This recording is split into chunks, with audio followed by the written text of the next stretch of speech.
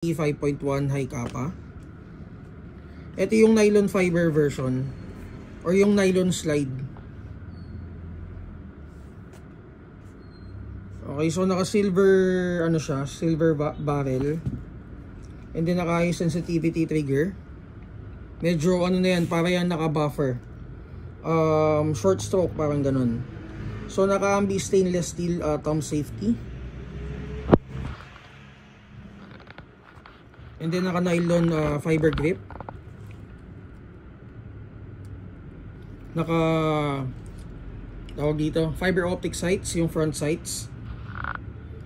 So adjustable yung hub niya. And then meron na rin siyang under rail for accessory attachment. Threaded din yung ano niya, outer barrel. Ano to, positive 11mm.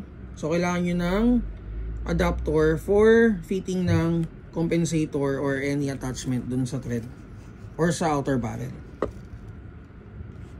Okay, so adjustable naman yung hub niya.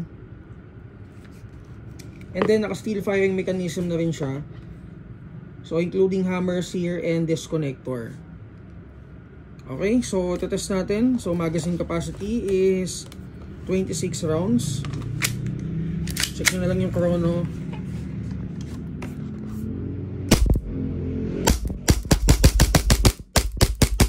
Lumabas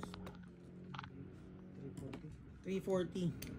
So guys, price nito is 6.5. Check nyo na lang to sa Google Drive namin. So kung may tanong kayo regarding this unit, PM lang kayo sa page. Thank you.